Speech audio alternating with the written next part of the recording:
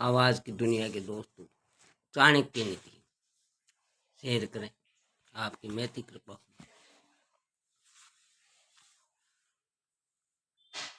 यो ध्रुवाणी प्रत्यते अध्वरम परिस्वेते ध्रुवाणी तस्य नश्यन्ति अध्रुव नष्टमेव च।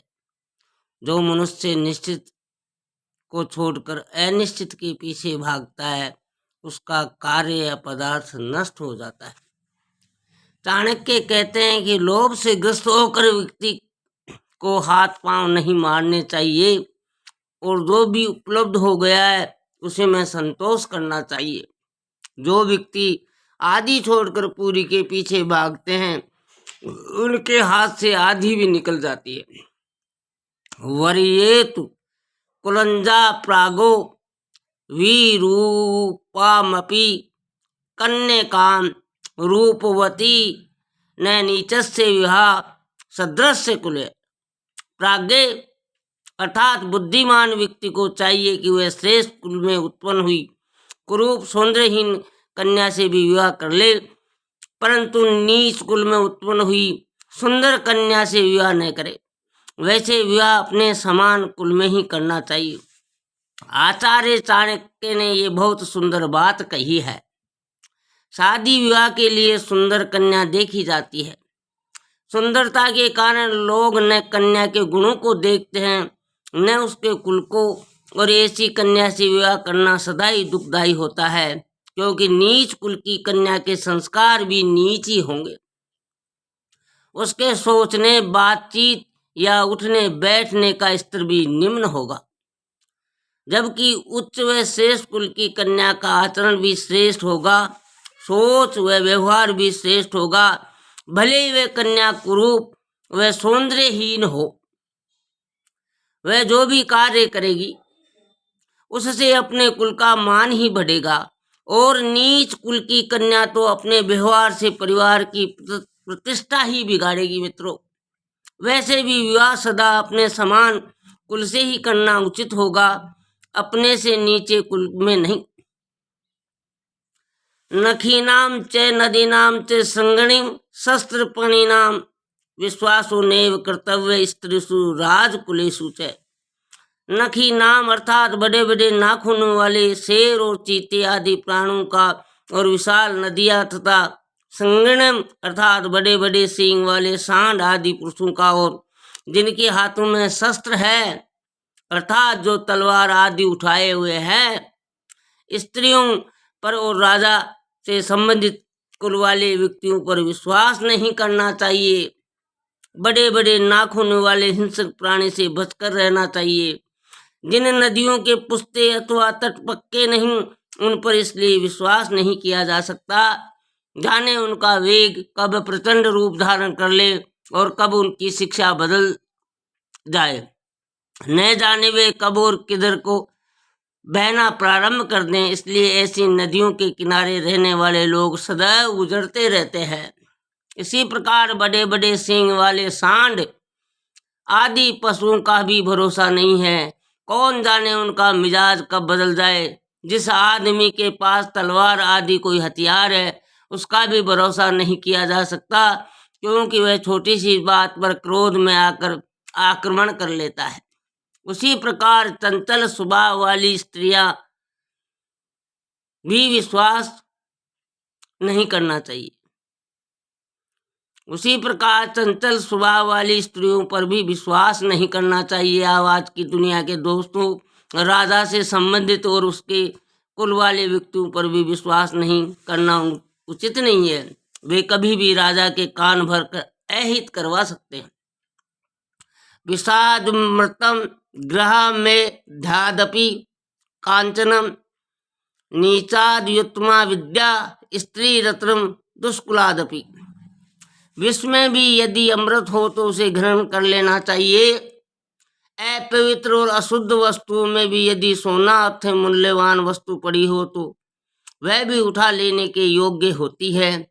यदि नीच मनुष्य के पास अच्छी विद्या, कला, आचरण, गुण है तो उसे सीखने में कोई हानि नहीं। इसी प्रकार दुष्ट कुल में उत्पन्न अच्छे गुणों से युक्त स्त्री रूपी रत्न को ग्रहण कर लेना चाहिए।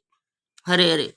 इस श्लोक में आचार्य चाणक्य के कहने का तात्पर्य यही है कि यदि किसी नीच व्यक्ति के पास कोई उत्तम गुण अथवा विद्या है तो वह विद्या उससे सीख लेनी चाहिए। अर्थात व्यक्ति को सदैव इस बात का प्रयत्न करना चाहिए कि जहाँ से उसे किसी अच्छी बात की प्राप्ति हो, अच्छे गुणों और कला को सीखने का अवसर प्राप्त हो, तो उसे हाथ से नहीं जाने देना चाहिए। विष में अमृत और गंदगी में सोने से तात्पर्य नीच के पास गुण से। स्त्रीणाम दुर्गुण आहारो बुद्धिस्तान चतुर्गुणा सास षडस गुणम चैव कमोष्टु गुण उच्यते। हरे हरे। पुरुषों की अपेक्षा स्त्रियों का आहार अर्थात भोजन 2 गुना होता है। बुद्धि 4 सास 6 गुना और काम वासना 8 गुना होती है। अर्थात स्त्रियां पुरुषों की अपेक्षा अधिक भोजन करती हैं। चाणक्य स्त्री की बुद्धि को भी पुरुषों की अपेक्षा अधिक मानते हैं। उनका कहना है कि उनमें पुरुषों की अपेक्षा बुद्धि और चातुर्य 4 गुना अधिक होता है। सास में भी उन्हें पुरुष से अधिक सासी माना गया है। उनमें पुरुषों की अपेक्षा 6 गुना अधिक सास होता है और काम वासना भी पुरुषों की अपेक्षा 8 गुना अधिक बताई गई है। हरे हरे। श्री राम जय राम जय।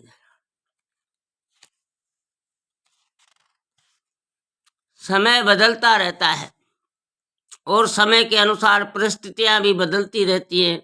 ये बात तो सभी मानते हैं कि स्त्री अधिक लज्जाशील होती है, परंतु मनुष्य से दुगना भोजन करने की बात संभवतः उन स्त्रियों पर लागू होती है जो पुरुष की अपेक्षा अधिक श्रम करती हैं।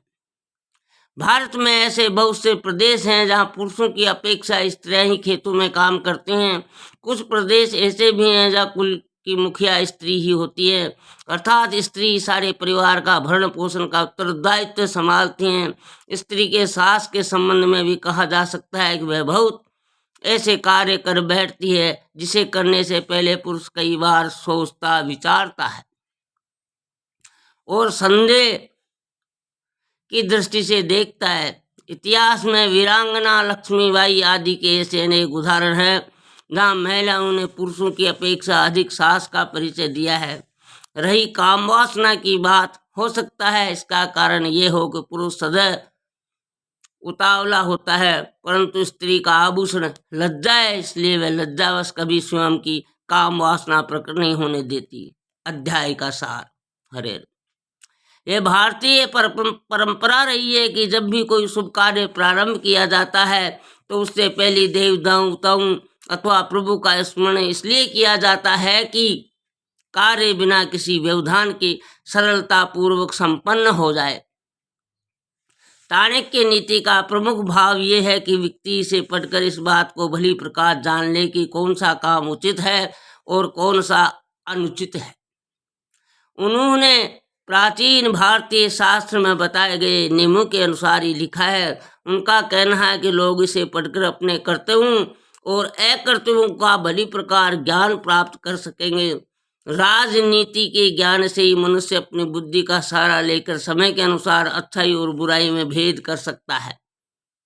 सबसे पहले आचार्य चाणक्य ने यह बताया कि दुष्ट लोगों के सत्संग से बुद्धिमान मनुष्य को दुख उठाना पड़ता है। चाणक्य ने मनुष्य के जीवन में धन को महत्व बताया।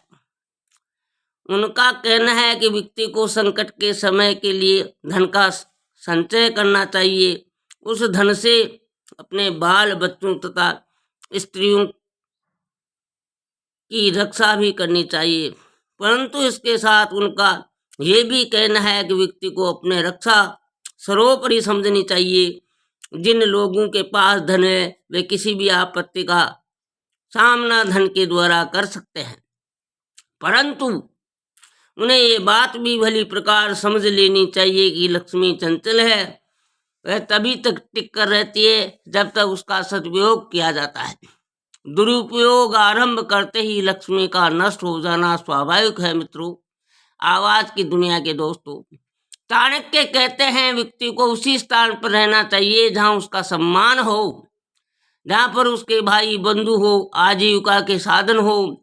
इसी संबंध में वे आगे कहते हैं कि जहाँ धनवान, वेद शास्त्र को जानने वाले विद्वान, ब्राह्मण, राजा अथवा शासन व्यवस्था, नदी व वैद आदि ने हो, वहाँ भी नहीं रहना चाहिए। नौकरों की कार्य कुशलता का तभी पता चलता है जब उन्हें कोई कार्य करने के लिए दिया जाता है। अपने संबंधियों और मित्रों की परीक्षा उस समय होती है जब स्वयं पर कोई आपत्ति आती है। ग्रस्त व्यक्ति का सबसे बड़ा सहारा उसकी स्त्री होती है, परंतु स्त्री का भी वास्तविक स्वरूप उसी समझ में आता है जब व्यक्ति पूरी तरह धनहीन हो जाता है। हरे हरे। मनुष्य को चाहिए कि वे अधिक लालच में न पड़े। उसे वही कार्य करना चाहिए जिसके संबंध में उसे पूरा ज्ञान हो। जिस कार्य के संबंध में उसे ज्ञान न हो, उसे करने में हानि हो सकती है। चाणक्य ने कुल की दृष्टि से भेदभाव की बात नहीं मानी। उनका कहना है कि यदि नीच कुल में उत्पन्न लड़की भी अच्छे गुणों से युक्त है तो उससे विवाह करने में कोई हानि नहीं है।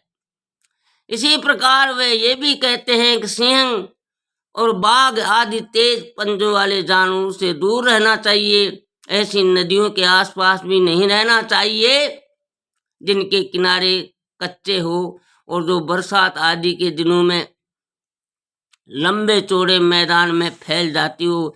इसी प्रकार लंबे सींग वाले सांड आदि पशुओं से अपना बचाव रखना चाहिए। जिस आदमी के पास कोई हथियार है उनका भी कभी विश्वास नहीं करना चाहिए। हरे हरे।